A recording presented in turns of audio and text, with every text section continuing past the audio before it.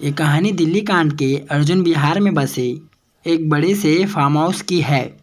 लोग कहते हैं कि अर्जुन विहार कॉलोनी में घर बनने से पहले कब्रिस्तान हुआ करता था। कई लाशें आज भी उस घर के नीचे दफन है। इन सभी बातों से अनजान विनोद और उसकी फैमिली, जिनका अभी अभी दिल्ली ट्रांसफ़र हुआ था, वहां रहने आए। विनोद का बेटा आशीष बहुत खुश था। फाइनली नए घर में उसका एक अलग कमरा होगा। उसके कमरे के खिड़की के बाहर फूलों से सजा गार्डन दिखता था। वो अपने नए घर को लेकर काफ़ी एक्साइटेड था।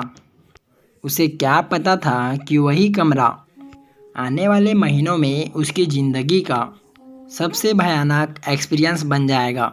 शुरू के कुछ दिन काफ़ी आराम से बीते, पर एक रात आशीष को सोते हुए ऐसा लगा कि कोई उसे नोच रहा है।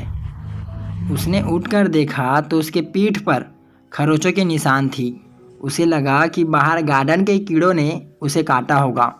यही चेक करने के लिए उसने आसपास नज़र घुमाई, पर वहाँ कोई कीड़ा नहीं था। तभी उसकी नज़र गार्डन में एक पेड़ पर गई। उसकी परछाई के नीचे घास का एक तिनका भी नहीं था। उसे ये बात बहुत अजीब लगी, मगर उसने ज़्यादा ध्यान नहीं दिया और वो वापस लेट गया। एक रोज़ आशीष के पेरेंट्स घर से बाहर गए थे और वो घर पर अकेला था। वो अपने कमरे में बैठकर टीवी देख रहा था कि अचानक उसे किचन में बर्तनों की गिरने की आवाज़ आई। उसने जब अपने कमरे से देखा तो उसे किचन से हॉल की तरफ जाते हुए एक परछाई दिखी। आशीष जल्दी से उठकर बाहर गया, पर बाहर कोई नहीं था। जब वो वापस अपने कमरे में गया तो उसके रोंगटे खड़े हो गए। उसने देखा कि गार्डन के पेड़ के एक बड़े से टहनी पर एक लाश लटकी है, जो पलक झपकते ही गायब हो गई। आशीष ये देखकर बहुत घबरा गया था। जैसे ही उसके पेरेंट्स वापस आए तो उसने सब कुछ बताया, लेकिन अकेले में आशीष डर गया होगा, ये सोचकर उन्होंने ज़्यादा ध्यान नहीं दिया। जैसे जैसे दिन बीतते गए वैसे वैसे आशीष की तबीयत खराब होती चली गई।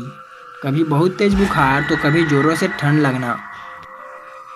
ये सब आम बातें हो गई थी। आशीष की तबीयत डॉक्टर को दिखाने के बावजूद भी ठीक नहीं हो रही थी। एक रात करीब 3 बजे रोड के कमरे के दरवाजे पर जोर जोर से ठक ठक होने लगी। विनोद ने दरवाज़ा खोला तो वहाँ उनकी काम वाली मीना ताई खड़ी थी, जो उनके घर में उनके साथ रहती थी। मीना ताई काफ़ी घबराई हुई थी।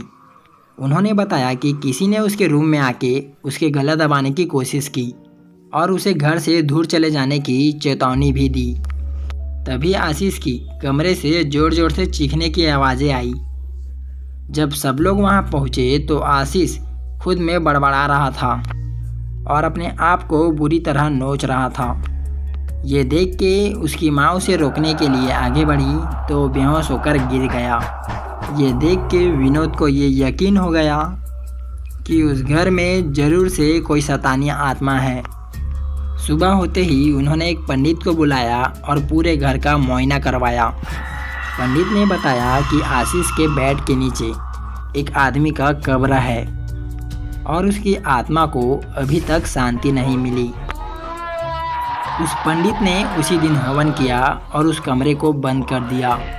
पंडित ने उस कमरे में जाने से साफ साफ सबको मना कर दिया। आशीष कुछ दिन उनके पेरेंट्स के कमरे में उन्हीं के साथ सोया और कुछ महीनों में आशीष की पूरी फैमिली ने वो घर छोड़ दिया। आशीष की हालत वो कमरा और घर छोड़ने के बाद काफ़ी हद तक ठीक हो गई, मगर आशीष आज भी उस पेड़ में लटकी लाश के बारे में सोचता है तो उसकी रूह कांप उठती है। सब्सक्राइब करें और सुनिए हर संडे एक ऐसी सच्ची हॉरर स्टोरी।